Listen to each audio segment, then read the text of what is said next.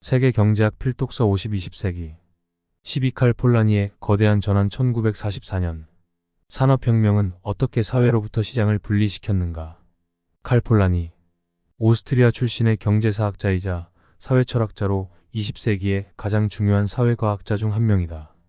경제학을 문화적으로 접근하는 실질주의의 주창자로 평가되고 있으며 거대한 전환을 통해 자본주의 체제가 가지고 있는 불안정 요인을 밝혀내 경제민주주의 운동의 기반이 되었다. 사회주의 계산론으로 미제스와 수차례 논쟁을 벌이기도 했다. 시장, 가격 결정, 효율, 산출 같은 개념이 오늘날 현대인의 사고방식을 지배하고 있듯이 사회를 막을 수 없는 세계 자본주의 경제 일부분으로 본다고 해도 비난받지는 않을 것이다. 하지만 칼 폴라니에게 이는 잘못된 생각이다. 그는 시장과 경제체제가 인간의 창조물이며 사회에 내재되어 있다고 주장한다. 시장과 경제는 우리가 선택한 목적을 위한 수단이며 사회적인 관계와 무관하게 움직일 수 없다. 폴라니에 따르면 시장의 출현은 전혀 자연스럽지도 불가피하지도 않다. 실제로 인류 초기 유적지에서 볼 수 있듯이 상호 이익과 재분배에 바탕을 둔 대안이 오랫동안 존재했다고 한다. 이러한 상황이 뒤바뀐 것은 산업혁명 이후다. 1944년 출간된 폴라니의 대표작 거대한 전환은 사회정문화적 가치에 의존하던 사회가 산업혁명을 기점으로 시장주의적 사고방식에 의해 움직이는 사회로 전환한 과정을 담고 있다. 책의 제목인 거대한 전환은 바로 이러한 현상을 뜻한다. 그는 시장의 힘이 삶의 구석구석에 침투함에 따라 부정적인 결과가 나타났다면서 자유주의 시장 경제 이념으로부터의 인간성 되찾기를 자신의 임무로 여겼다. 이 책에서 폴라니는 자유시장 경제 이론뿐만 아니라 케인스주의와는 차별화되는 대안을 제시하며 신자유주의 경제학에 반대하는 많은 경제학자 조지프 스티글리츠, 데비드 그레이버 등에게 영향을 끼쳤다. 특히 세계 금융위기 이후 시장 규제가 허술하게 이루어졌다는 인식에 따라 폴라니의 이론이 다시금 주목받고 있다. 인간은 경제적 존재가 아닌 사회적 존재. 애덤 스미스는 인간이 물건을 교환하고 실어 나르며 거래하려는 성향을 타고났다는 유명한 말을 남겼고 많은 경제학자가 이 말에 동의했다. 반면 폴라니는 이 말의 근거가 부족하다고 지적한다. 역사적으로 대부분의 사회에서 자원은 공동체 단위로 조직되었다. 현대에 이르러서야 시장이 사회를 지배하고 교류와 관계의 중요한 수단이 되었다는 것이다. 과거에는 적어도 유럽에서만큼은 문명의 진보가 대부분 정치, 지식, 정신문화의 산물이었다. 그때나 지금이나 사람이 물질적인 재화를 얻으려고 하는 까닭은 그 자체가 탐나서라기보다는 사회적 지위와 권리, 사회적 자산을 보호하기 위함이다. 폴라니가 보기에 경제활동은 사회 조직의 한 가지 기능에 불과하다. 유럽의 봉건주의 역시 아무리 불균형했다 하더라도 재분배와 상호 교환을 통해 어느 정도까지는 모든 사람을 보호했고 굶주리는 사람을 내버려 두지 않는 시스템이었다. 이와 대조적으로 나라가 부유할수록 자유시장 원칙의 지배를 받게 되어 더 많은 사람이 가난해진다는 것이 폴라니의 주장이다. 폴라니는 시장의 사회적인 역할이 기존 이념에 부합하도록 과대평가되어 왔다고 주장한다. 예를 들어 중세 유럽에서는 소도시가 시장 주변에 형성되었지만 당국은 시장에서 일어나는 일이 지방으로 확산되지 못하도록 꽤 주의를 기울였다. 베네치아, 함부르크, 리옹, 런던은 각각 이탈리아, 독일, 프랑스, 영국의 색채가 강한 도시라기보다는 교역품의 집산지였으며 서로 공통점이 많았다. 오히려 자국의 지방과는 비슷한 면이 없었다. 그러한 도시를 통해 부분적인 시장 경제가 이루어졌지만 국가나 왕국의 색채는 그대로 유지되었고 그 나라의 사회와 제도가 바뀌는 일도 없었다.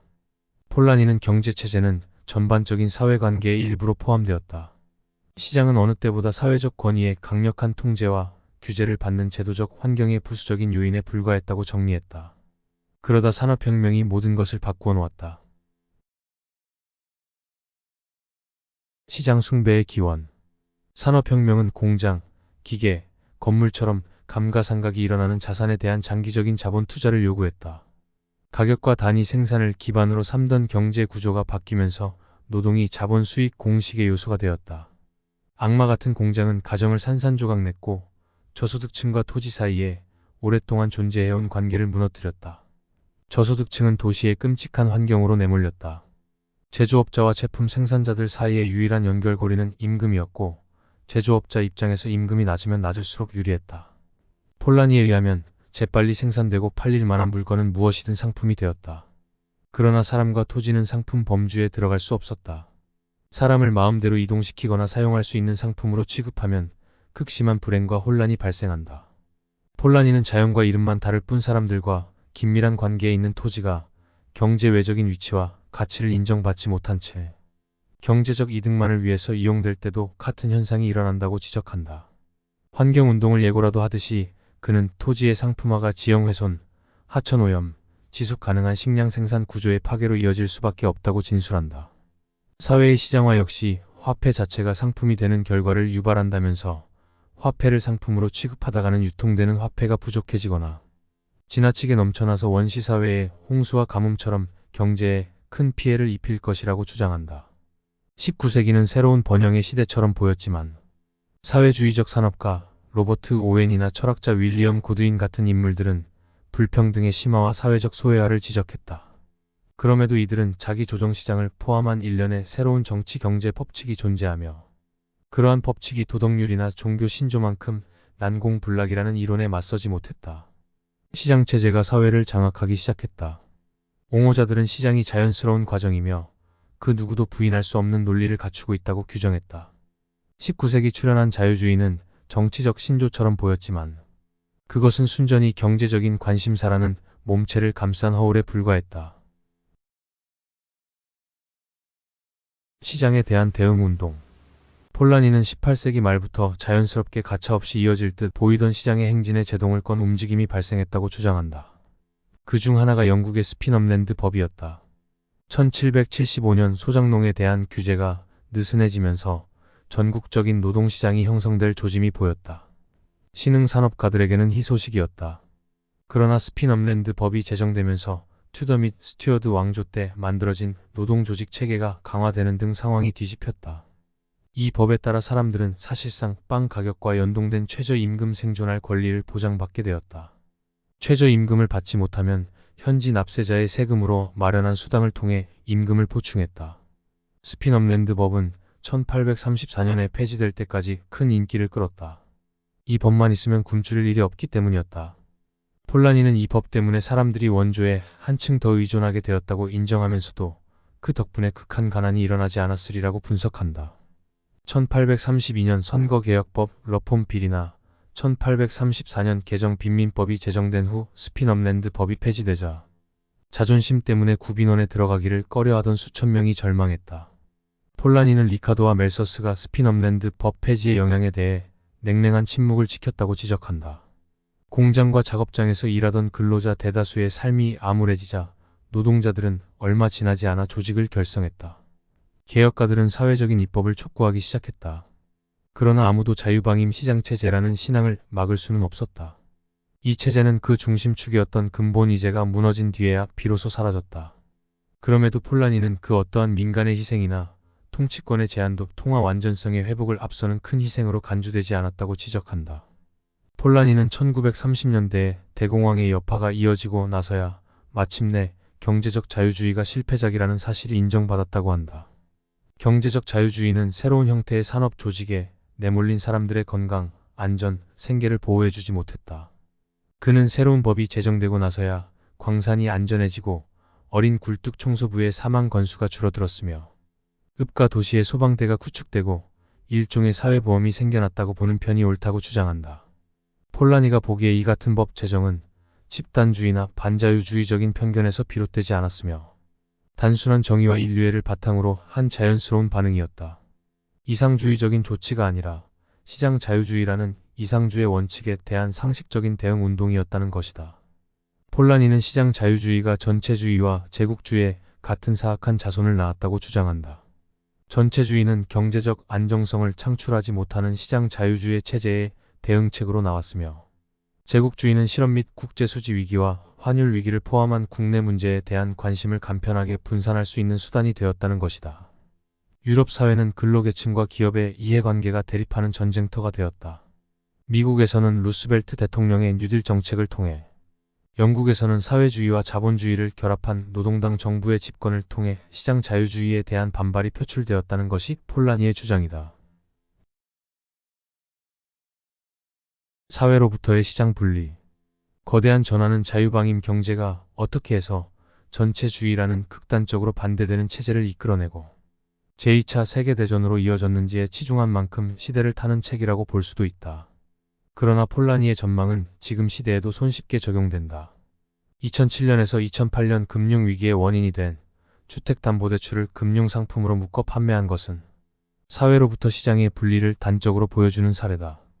폴라니의 주장은 하이에크의 설명처럼 사회적 자유가 경제적 자유를 통해서만 이루어진다는 주장으로 반박할 수 있다.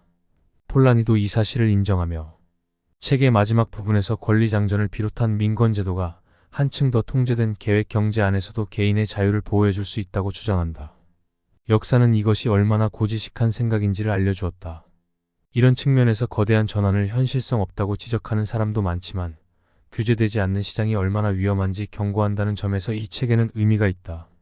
국가가 경제를 가로막는 장애물일 뿐이라는 주장을 듣거든 적어도 삶의 모든 측면을 상품화하는 일이 국가와 사회에 해로운 영향을 끼친다는 폴라니의 주장을 떠올리기 바란다. 칼 폴라니 더 알아보기. 1886년 오스트리아 빈에서 태어났다. 아버지는 헝가리 출신의 유대인으로 철도 사업가였고 어머니는 문학살롱을 주최하는 지식인이었다. 헝가리 부다페스트 대학교에서 법학을 전공하며 급진파 학생들을 위한 갈릴레오 클럽을 만들었다. 1914년 헝가리의 급진당 창당을 도왔다. 제1차 세계대전 때 러시아 전선에서 복무했다. 오스트리아 헝가리 제국 해체 이후 헝가리 민주공화국 설립에 참여했으나 1919년 볼셰비키 손에 공화국이 무너지자 사회민주주의 체제가 된 빈으로 피신했다. 빈에서 헝가리 망명자 출신이며 정치 사상가인 일로나 두친스카를 만났다. 그 후 10년간 오스트리아 이코노미스트의 편집위원을 지내면서 자유시장 경제학을 내세운 오스트리아 악파 비판 글을 쓰기 시작했고 사회주의 계산론으로 폰 미제스와 논쟁을 벌였다. 대공황 발생 후 파시즘이 특세하자 일자리를 잃고 영국으로 이주했다. 영국에서 페이비언 온건한 진보주의 성향의 사회주의자들과 어울렸고 노동자 교육협회를 통해 경제사를 가르치며 생계를 유지했다. 대전안을 쓴 1940년에서 1942년까지 미국 버몬트 베닝턴 대학교의 교수를 지냈다. 이 책은 출간 당시 큰 반응을 얻지 못했지만 대신 1947년 컬럼비아 대학교 교수직을 안겨주었다. 공산주의 전력이 있는 아내 때문에 미국 체류를 금지당해 캐나다 온타리오에 거주하며 뉴욕을 오갔다. 포드 재단의 지원을 받아 현대 이전 경제체제를 연구했고 이를 바탕으로 초기 제국의 교역과 시장을 써냈다. 1964년 온타리오 피커링에서 세상을 떠났다. 이상으로 칼 폴라니의 거대한 전환이었습니다.